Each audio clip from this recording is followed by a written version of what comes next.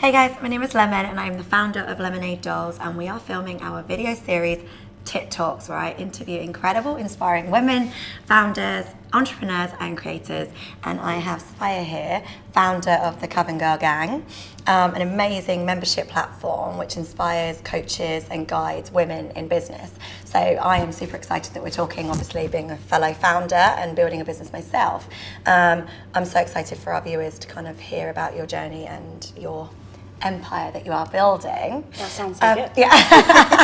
So what gave you the confidence to start the Coven Girl Gang?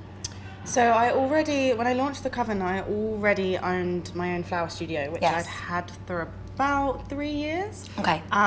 So I was already in the swing of running a business, and I'd kind of already done the scariest bit, which is starting something when you've never ever done it before. Yeah.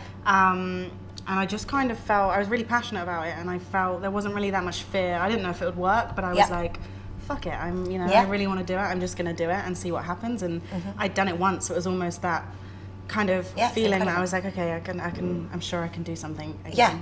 Totally, yeah. And talk to us about the Coven Girl Gang. For our viewers that don't know anything about you, obviously I follow you and I think what you're doing is amazing. But if you could kind of explain the process and kind of how the membership platform works. Okay, so what I usually tell people is it's a membership platform, but obviously that doesn't necessarily tell you that much about what it is. Yeah. So we're sort of part business incubator, part community. So the aim is, the main thing I wanted to create with it was a really strong sense of community and a place where people can make friends, make business connections, network. Running a business can be super lonely. Like you spend so much time on your own. Most of the time you don't have staff in the beginning. You don't always get to see your friends as much. I was super jealous because they're all down the pub and I was at home working. And all I wanted was to try and alleviate some of that loneliness and bring people into a space where they were with other people who got it. And the fact that it's online meant that you could be anywhere, and your business could be based anywhere, and you could still log in and get that sense of connection. It's absolutely amazing because, when I started Lemonade Dolls, it was just an idea. It was just kind of like a dream. And then building it, kind of what I've been through in the last 4 years to make this happen and kind of be an actual physical business and a brand and have staff and, and be producing a product that caters for amazing, incredible girls has been one of the hardest things I've ever done in my life. Everyone thinks it's so glamorous and you're like, honey, no, there's not much glamour going on here. I'm just crying. And no one can relate to what you're doing or kind of understand the hard work that actually goes in. So I'm joining. Is my first thing. Yeah, please. Do you offer kind of guidance how to do it? Yeah, so the sort of other aspect where the sort of business incubator type bit comes in is we provide coaching. So myself and Kerry both coach. And then we also provide accountability calls. So we call you once a month and we take whatever the sort of big goal that you're working towards, normally the end of the year goal, and we break that down into 3 steps a month to try and move you towards that goal, with the aim being that if you've got someone there saying to you right, these are the 3 things you've got to do this month, it feels so much more achievable than looking at one big thing that's got to happen in 12 months time, like a launch or a new product or whatever it might be, and try and provide that assistance, and just having someone there that you can call and be like, I don't know what the fuck I'm doing. And then we also have loads of online resources. So we provide business plans, marketing templates, ways to work out who your target audience is, all these different parts of business you don't necessarily know, because most of us when we start don't always come from a business background, and you just have an idea, you want to do it, and you try and learn it, and we try and bring all of that together into sort of one platform, so you can literally log in and be like, this is what I need, and find it. And then obviously the community where you can ask. We get 20 to 30 posts a day of just girls just asking random shit that they need help with, and there's people there to help. What was the driving force behind going, right, I want to set up a platform to help women in business? It was random. It was super random. I just being by myself all the time was the main thing. I literally the only person I spoke to was my dog, and I literally being myself all day, and I was like, fuck, I spend too much time by myself. And it was the times that I met other women who were doing something similar that I felt really good and felt driven and was like pumped up again and was like, yes, I want to go home. I want to go home to 2 a.m. and work again. Like, whereas when you spend too much time by yourself, you're just like go mental and you're just like, what the fuck am I doing? I don't have the dog, so I just talk to myself. So it was partly that, and then equally, like, I was running my florist. We hit like the targets we wanted to hit, but I didn't actually love doing floristry, and it's like a really tiring job. It's like 17-hour days, and I was like, this isn't what I want to be doing forever. And then when I started to think about the idea of bringing people together and whether I could create a space where I could meet more of those women that I loved meeting in an actual, one space where I could be like, this is where they meet. And it kind of grew from there. Looking at what's out there for female businesses is really shocking. Well, first of all, like the prospects of being a female founder and having a female business, the prospects are in the gutter. 9% of businesses are female founders, and 1% of VC-backed businesses. So for those of you that don't know what VC is kind of a big investment corporate, what am I trying to say? Corporations, there you go. Big, yes, well done, Lemon. And if you're going to be super big and you're going to be really, really successful in kind of a big scale, it's likely, not definite, that you're going to have VC funds. And it's 1% is female, 99% male.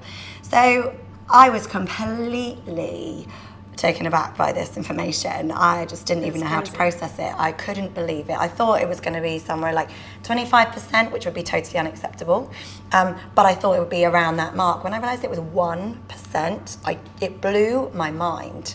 And that was released, I think, 4 months ago, that stat. So I just think what you're doing is providing such a valuable service, because we need help. We need to change that statistic. It needs to be 50%, if not higher. It's crazy. It's so crazy, and it's so demoralizing as a woman to then be like, well, how am I going to do it if if you're looking at 1% got investment, then you're like, well, if I how am I going to be in that 1%? It's sad, and that's what we want to do at the Coven is like encourage people to do it and give it a go and just believe in themselves. You can learn as you go. Like nothing's out of reach. Nothing's something that only men can do, and exactly. So much that can be done. And it's so Lemonade Dolls literally exists to empower women, which is exactly the same as you. That's why we're here. That's why it gave me the driving force to build a brand. The actual product was secondary. The message was absolutely the first reason why Lemonade Dolls is alive. How many girls do you have within your... 500 at the moment.